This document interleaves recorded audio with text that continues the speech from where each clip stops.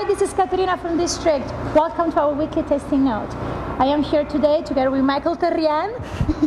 My friend here is doing for us for District an amazing Cabernet Sauvignon called Obsidian Ridge. The first time that I tasted Obsidian Ridge, I was like, wow, this is actually a pretty good wine for the price. Pretty good? Pretty good, Michael. That's all?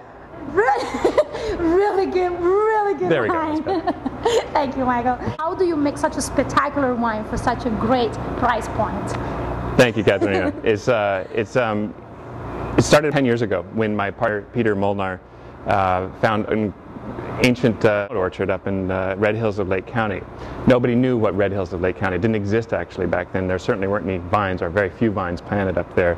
So it was an opportunity that Peter saw at the high elevation of the northern part of the Micheal Range. And the Micheal Range starts down by the bay where our Carneros vineyards are, and splits Napa from Sonoma, going up past Mount Veeder, Diamond Mountain, right over Mount St. Helena, and then up into the next county, Lake County, where we are at the highest elevation of all the vineyards there at 2,600 feet.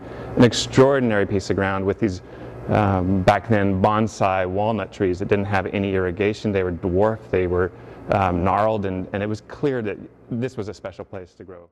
But what we have is a piece of ground that was fairly inexpensive at the time, and then conveyed the fruit from the vineyard into barrels that we renovated a cooperage after communism in Hungary, Kadar cooperage, and it's a wonderful northern Hungary area called Tokaj, where the sweet wines are from. Yep.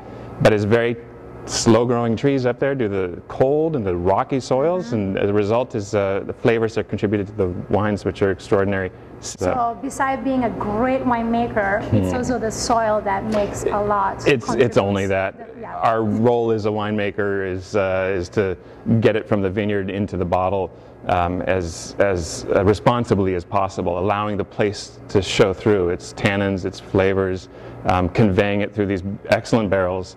But because of the location, which nobody knows about, and because the barrels, which are from Tokaj instead of the center of France, or not American, true, but we're able to have these efficiencies that allow us to get into bottle a wine that's exquisite for the price. Any other great Napa Cabernet, 20 months in barrel. It's doing everything that's right for and responsible for great fruit to get it into bottle.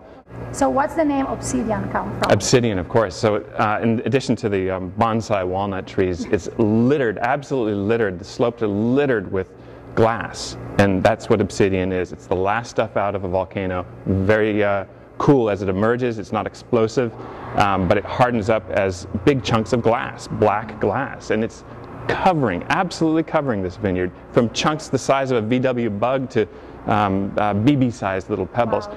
What would you pair with this wine? Often it would need a fatty, bigger meat.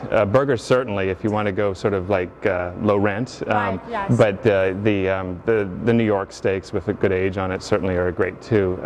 But charcuterie too. I mean, I think when I was at District in early January, it was a charcuterie plate which worked perfectly.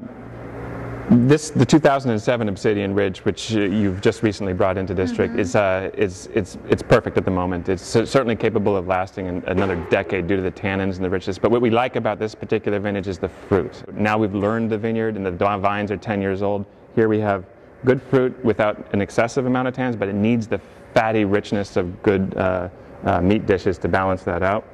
But as you poke your nose into it further, you get the different layers of dry chaparral. There's sort of that alpine smell of pine needles, and it's just wonderful Northern California dryness. And the palate is not extremely tannin. It's like a dark cocoa powder tannin. It's more, I think, on the side of rustic and large than ethereal and delicate in some examples of Bordeaux or less expensive California Cabernets. This is a big boy. It's a robust wine, but it's not drying your mouth out with chalky tannins. Absolutely. See you back in District. Obsidian is on the menu. Please come by and taste it with us. Cheers. Salute. Cheers. Salute, Michael. Thank you.